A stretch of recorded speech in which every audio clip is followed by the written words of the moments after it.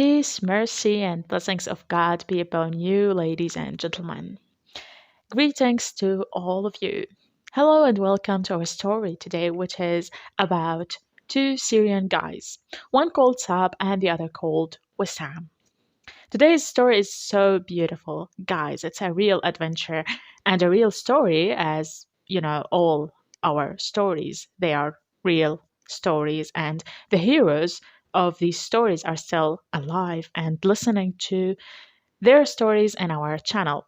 So we greet them all, of course. So our story events took place about 35 kilometers away from Al-Hasaka province and a big mountain called Abdulaziz. It's about 85 kilometers long and about 15 kilometers wide. And I think it's 1 kilometer above sea level. I'm not sure, as the narrator tells, of course.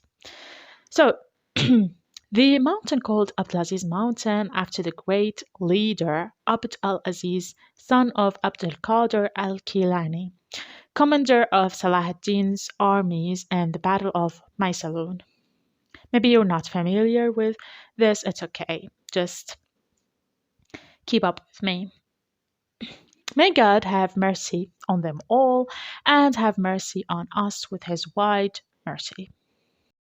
As for Wissam, and I prefer to call him Sam, at the end of 2011, he immigrated with his family from Al-Hazaka province in Syria to Germany.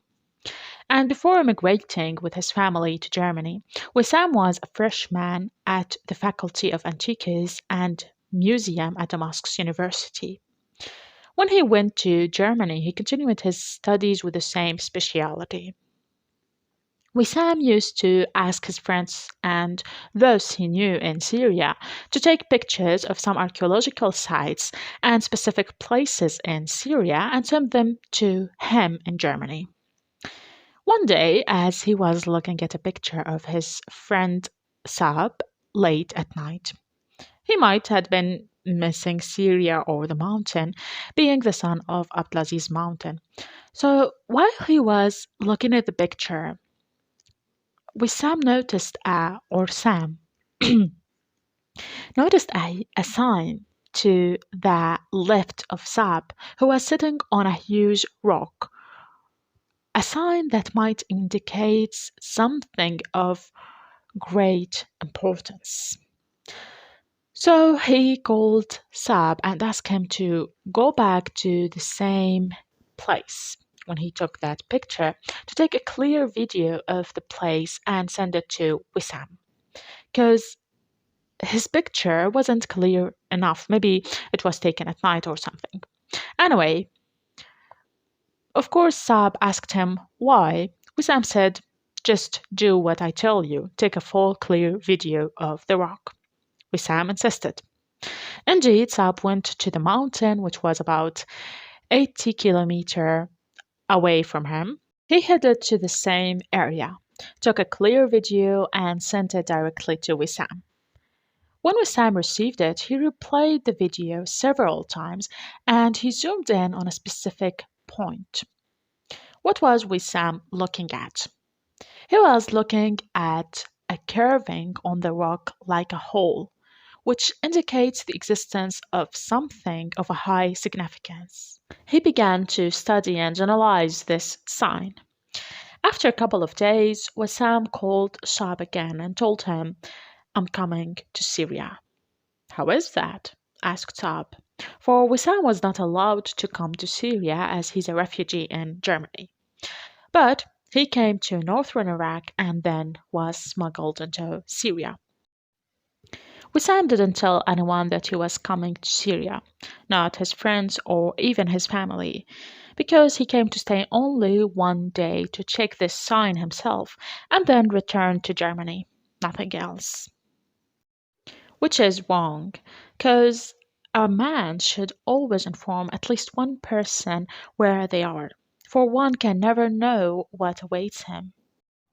No matter what, you always try to let one person know where you are or where you're going to go, even if it was only a 4-minute walk. because it may be the last in your life. Believe me, guys, always take precautions. If Wissam had known that this journey would be of that kind, he would have told everyone where he was. Really, what prevents a person from telling someone about his presence in some place? But God's will had to be fulfilled. Another reason why he didn't tell anyone about his trip was that he didn't want the German government to know that he had left its lands and entered the Syrian lands, as this would deny him the right to asylum. So, when they reached the sign and Wissam saw it, it was exactly as he had imagined it. Because, as we said earlier, Wissam was an archaeology student, and not just any other student. Wissam was a very diligent student. Wissam began examining this sign, which was a round carving in the shape of a bowl. This small pit was about 18 centimeters deep and 10 centimeters in diameter. This carving was exquisitely carved, even though it's carved into a rock. Wissam started uncovering this little hole till he reached a depth of 18 centimeters, as we mentioned. Saab asked Wissam, "What's the matter?" Wissam replied that there's a treasure at a certain distance from this sign. Truly? Yes, indeed.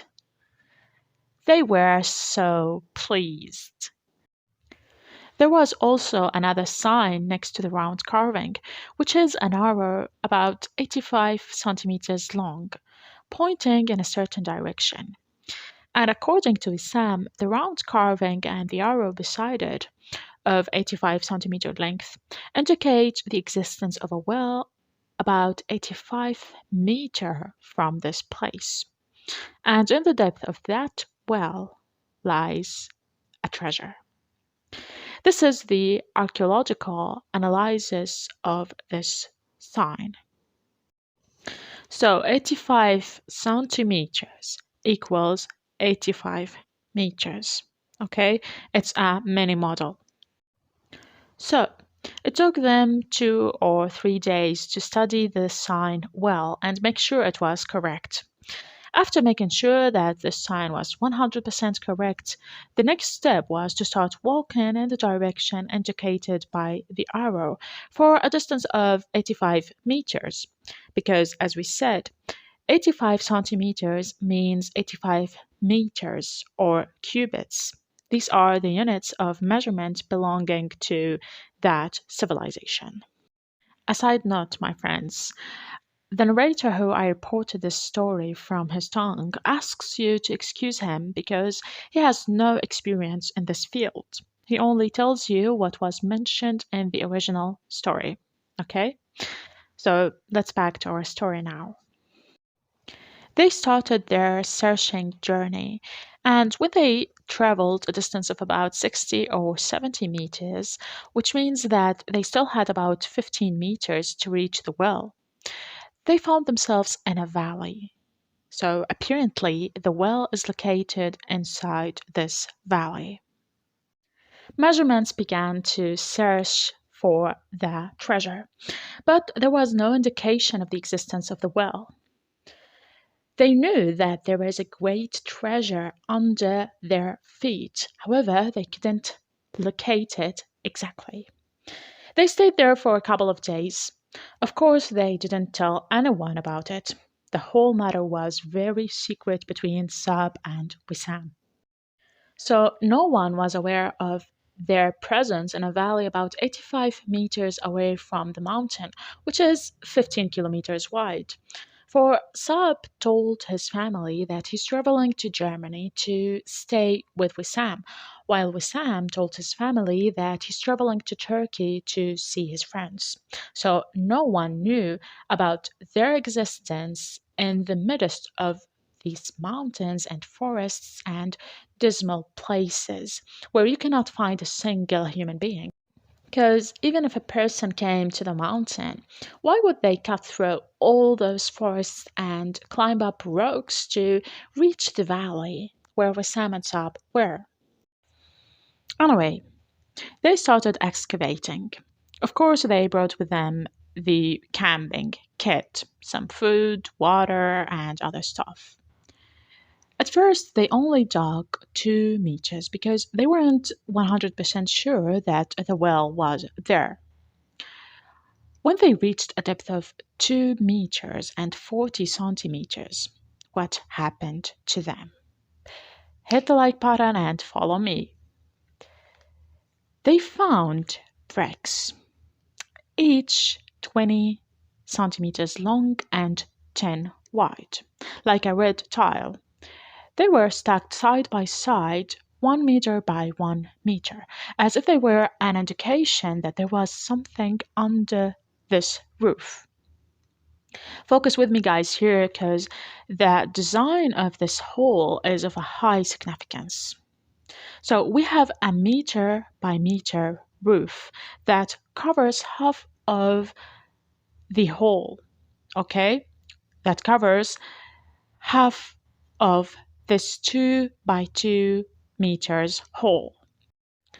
When they removed this tiled surface, they found traces of a well under it, which means that they are on their way to the treasure. Because they found the same bricks or the same tiled stones surrounding the walls of the well. Although the well was filled with dirt and rocks, they could see the stones of the walls of the well that differed from the rocks and sands of the area. They began digging and removing all the stones and dust accumulated in the well. The soil was hard, even though it was covered and buried. It became solid with the passing of years. In addition, the location of the well in the valley that receives seasonal rains led to water leakage into the well, despite the attempts of those in charge of it to isolate it from water with this roof, but the water leaked into it after thousands of years. When Wissam and Saab reached a depth of 9 or 10 meters, what did they find? They found a slab measuring 50 centimeters by 60 centimeters. Of course, Wissam didn't break that slab because archaeologists pay special care to those things as it may be a sign that leads them to something. So Wissam began cleaning the slab from the stock dust with a brush, of course. After he cleaned it, Wissam checked it out, and of course, they were using a generator to light the well. They worked hard, those guys. So Wissam read the sign on the rock carefully. There were several arrows pointing at a certain direction, and then there were several turtles, like 3 turtles, which is a rare sign according to archaeologists.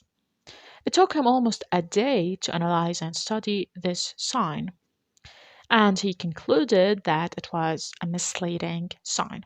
Wissam was aware of this, for it's a known trick in his field. When you reach the treasure, they give you a fake sign with the aim of turning you away from the treasure. So they threw it aside and kept digging.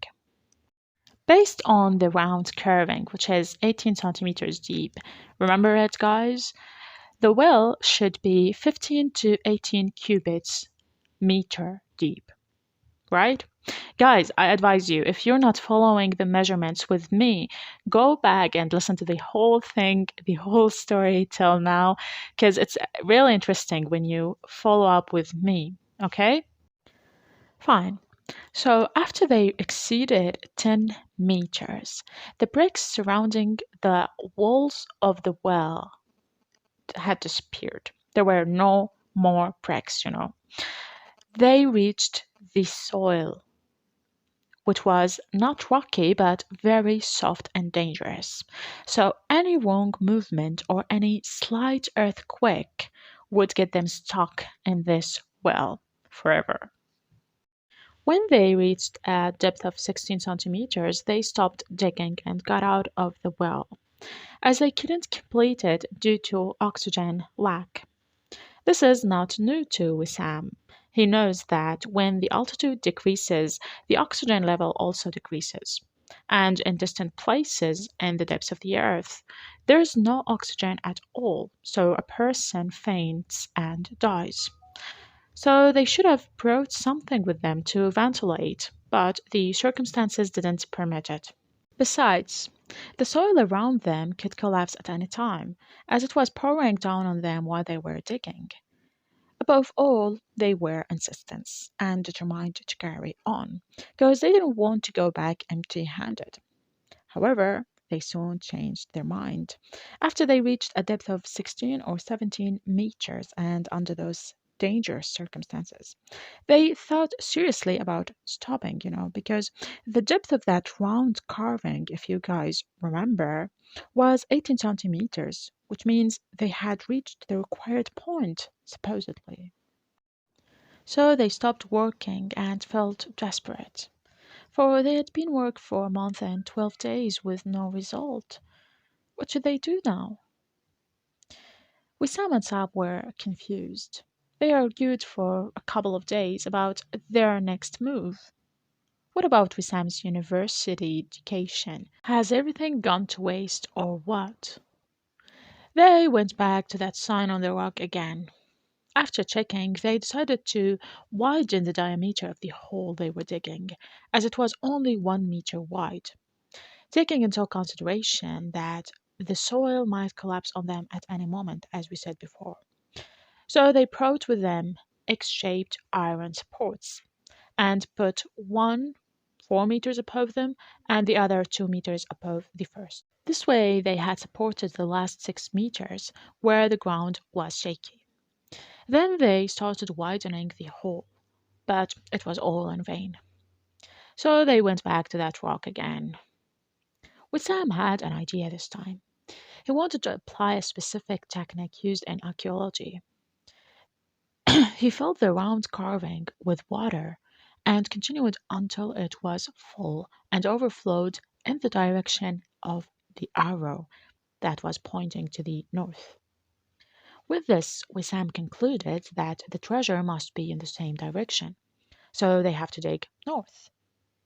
The narrator says that he thinks Wissam is a genius. He doesn't know if this is a normal thing in archaeology, but it's a really interesting point. I agree. He also says, I also believe that Wissam and Saab should be given master degrees in strength and courage.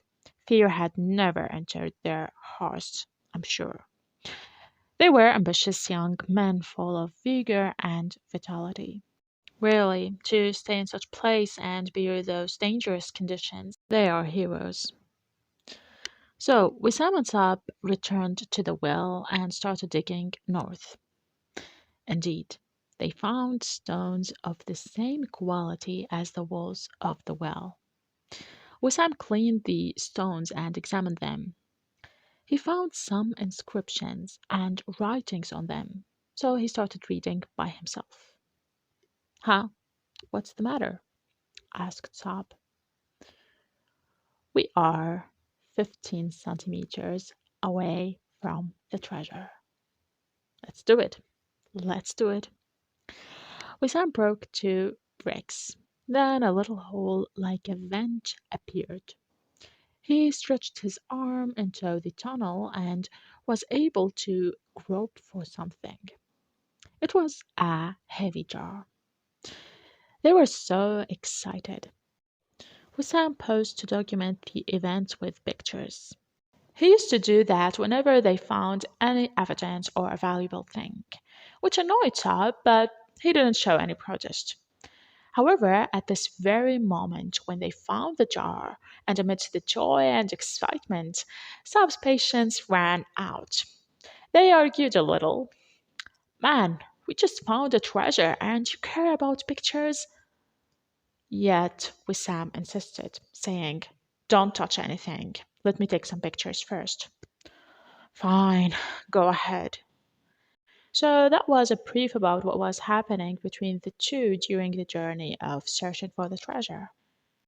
Anyway, they tried to pull out the jar, but it was too heavy, like 6 or 7 kilos, despite its small size. Finally, they managed to pull the jar out and open it. And what was in there?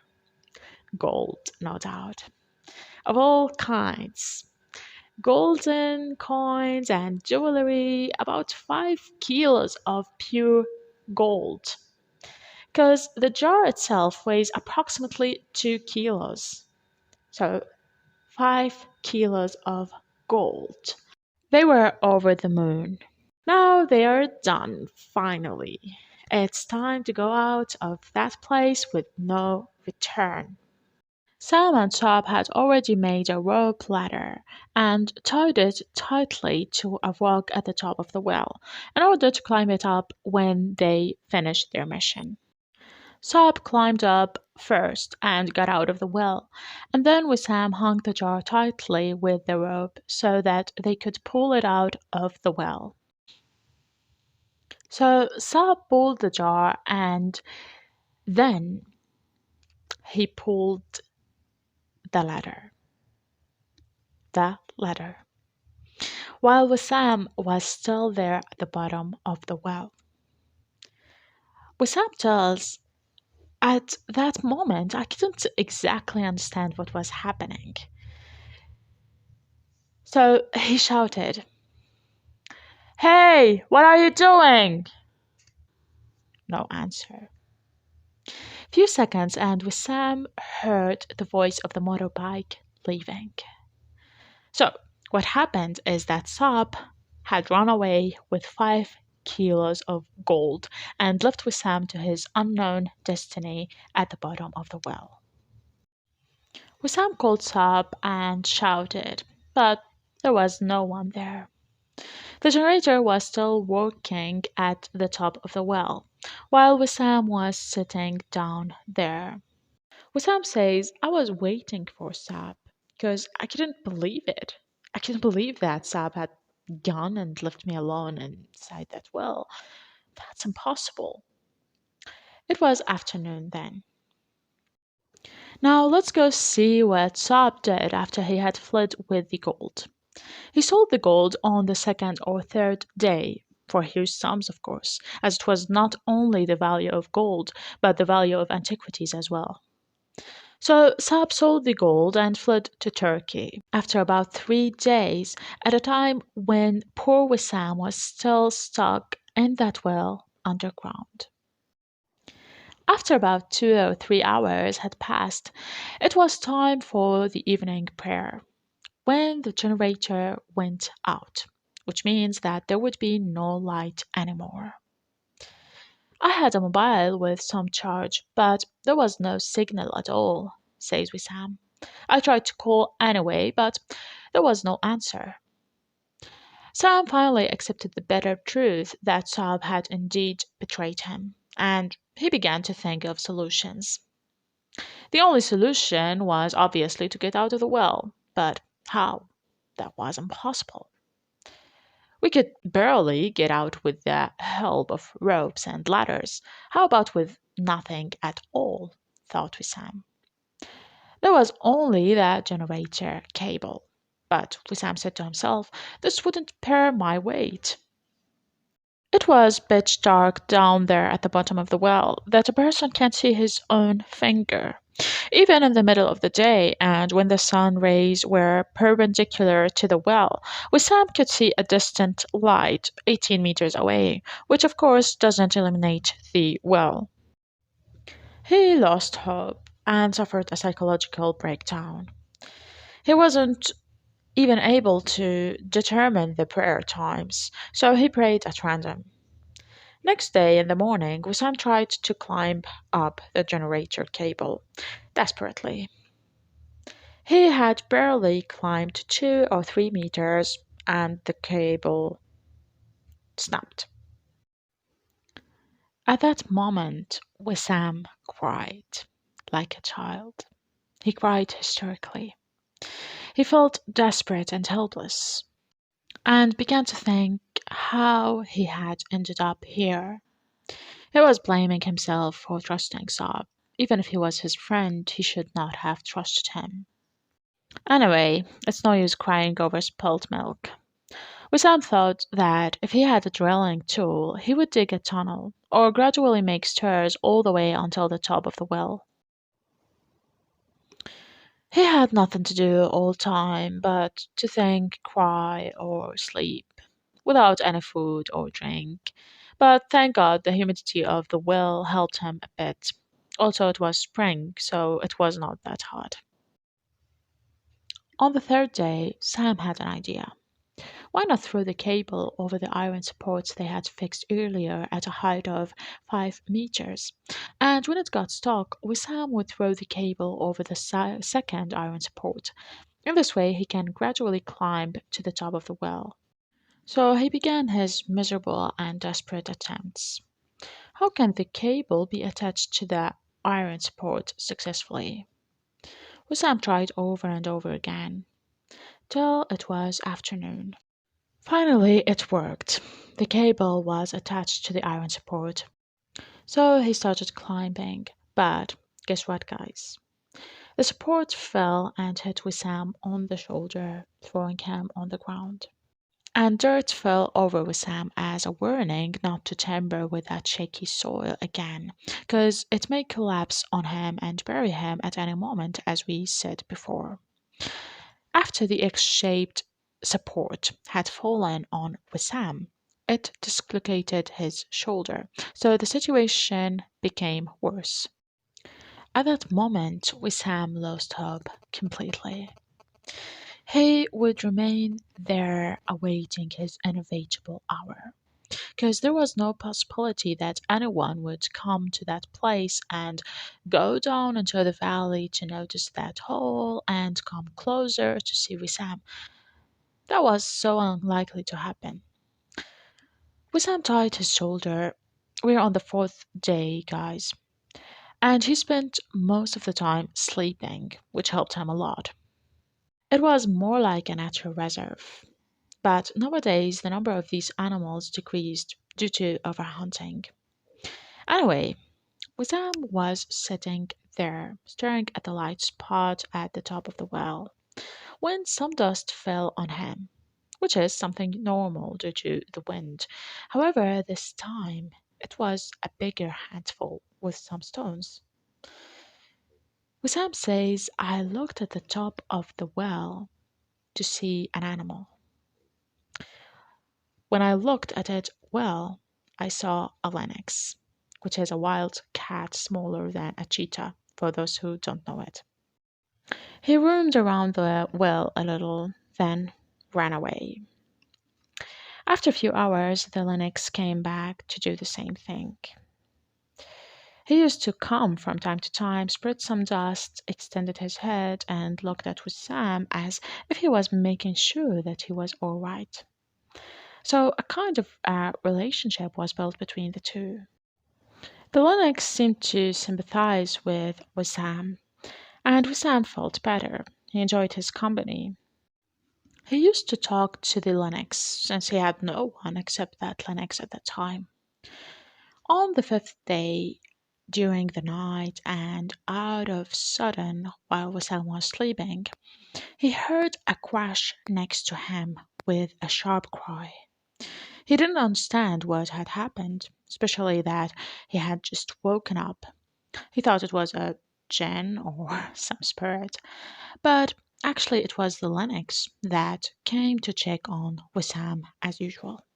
But it seemed that his foot slipped and he fell into the well this time. Guys, a lynx could be so dangerous. Yet Wissam didn't move. He was too exhausted from thirst and hunger. And also, his shoulder was broken, as you know, so he couldn't move. Let him do what he wants.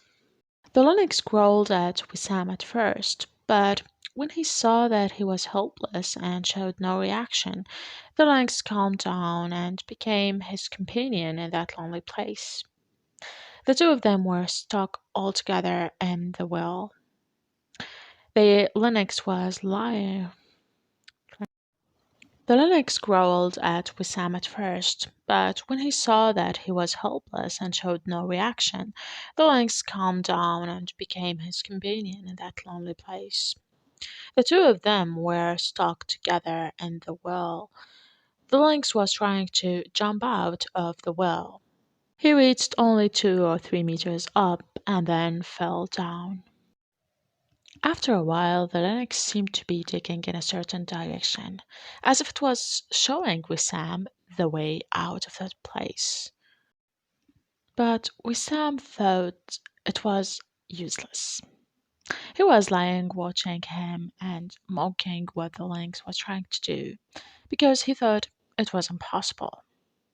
Wissam thought to himself while watching the lynx, if that lynx dies, I won't eat it. I enjoyed his company and we became good friends. I won't eat him. He's my friend.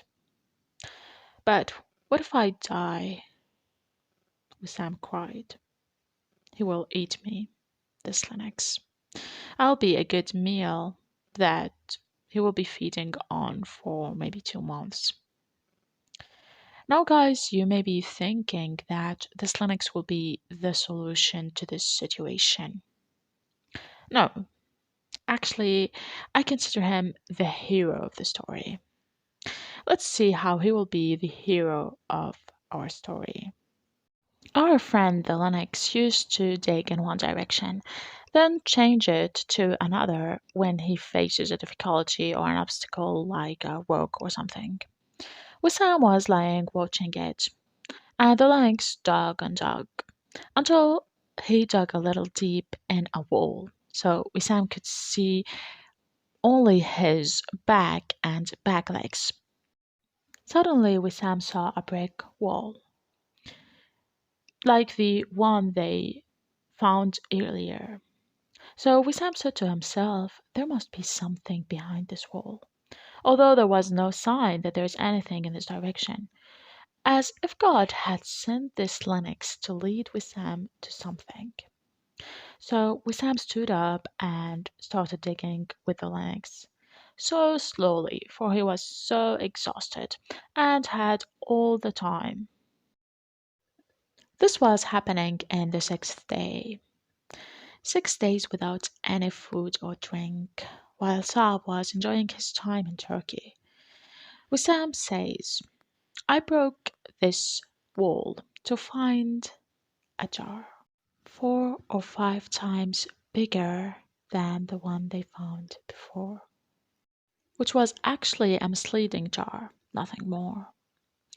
Ironically, Saab, who betrayed his friend and escaped with 4 or 5 kilos of gold, was in fact the loser, because the pitiful Wissam, who remained alone in the well fighting to survive, was the biggest winner when he found a much larger buried treasure, estimated at 40 or 45 kilos of gold. But what all these treasures, gold, and money for if Wissam will remain there stuck at the bottom of the earth and lose his life? Wissam pulled this jar. He was completely hopeless, saying to himself, this is your end, Wissam. You die lying on gold.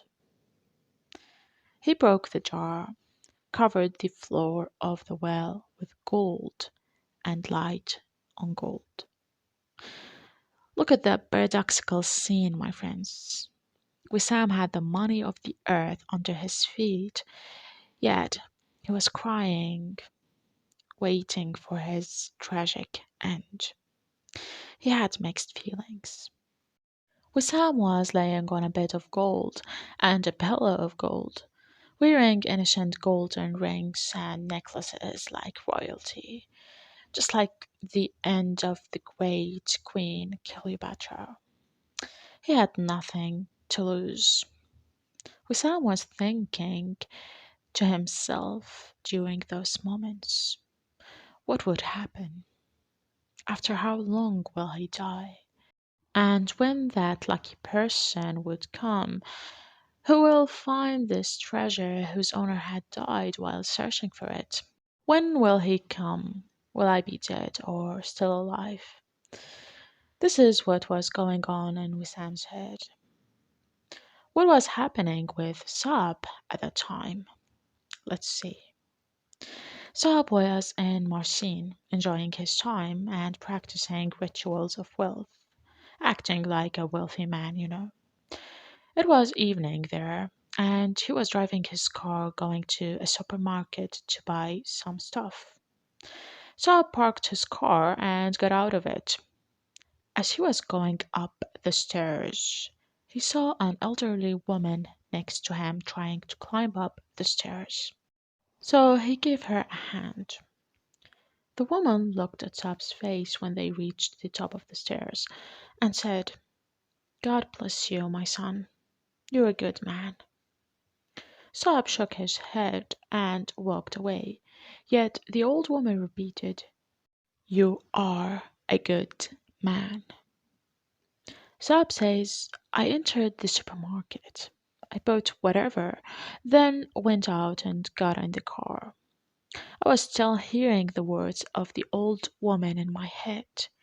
You are a good man.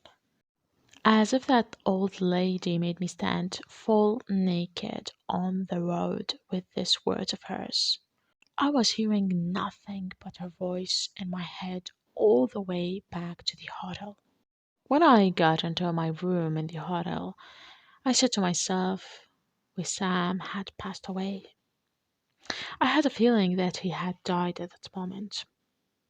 So I was afraid that it was too late. Even before he met that woman, Saab wasn't happy. Because, guys, there's this pure feeling of happiness, something called serenity of happiness, when a person feels real happy.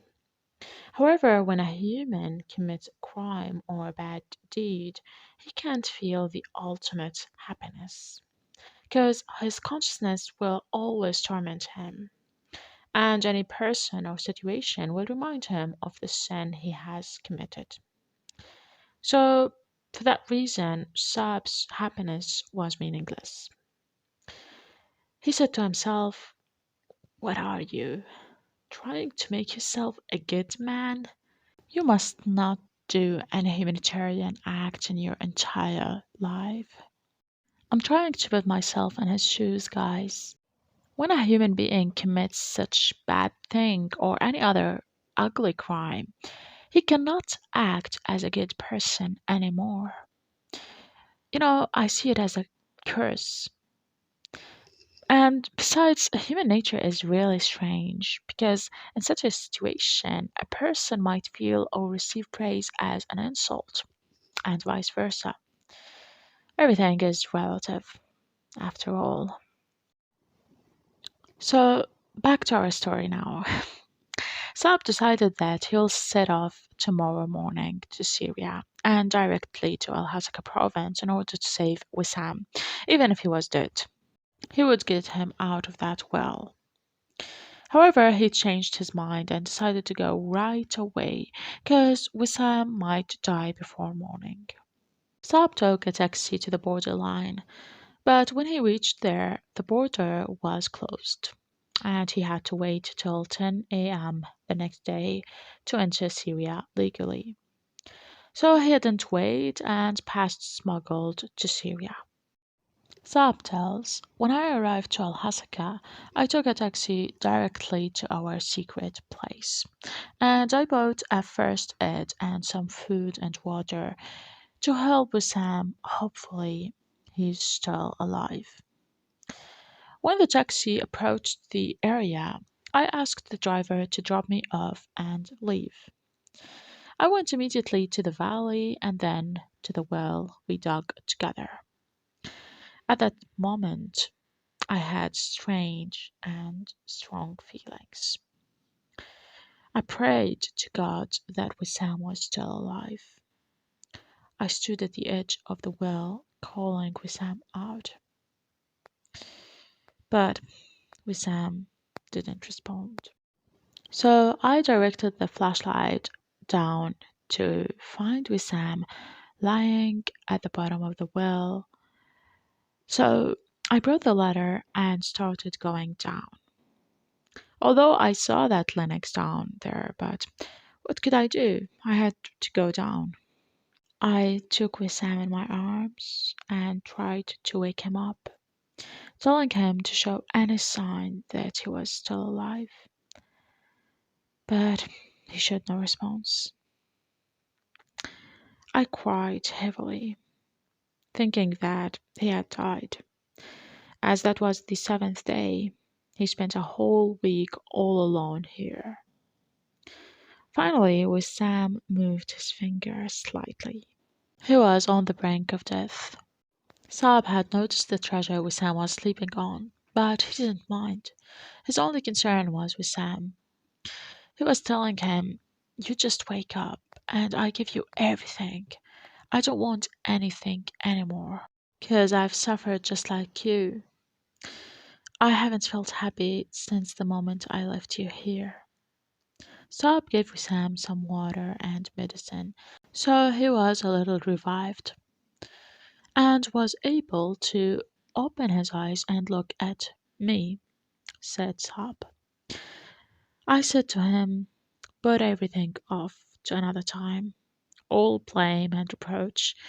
You can do whatever you want later, but now you should relax." I wanted to go bring him some food, so I told him before I left, "Wait for me, I'm coming back. I won't leave you this time." So I've come back with food, and both Wissam and the Linux were fit. Anyway, guys, Wissam and Saab stayed there for about 5 hours or something like that. After that, Saab called one of his cousins to come to that location. Saab tells, "When he arrived to the place, we pulled Wissam out of the well and took him to the hospital to treat his shoulder. We didn't forget the Linux, of course. It took us 2 hours to take it out of the well. We suffered so much until we managed to get him out. It's another story." After we took Sam to the hospital and was treated, he was alright and back to his normal life. After that, Wissam and Saab went back to that place. There is a sequel to the story, guys. We tell it to you later if we had Wissam's and Saab's permission. For now, we send our warmest regards to Wissam and Saab and to all listeners. That was our story for today, my friends. I hope you liked it as I did. If so, don't forget to like and subscribe to our channel. And we meet in a new beautiful story. See you.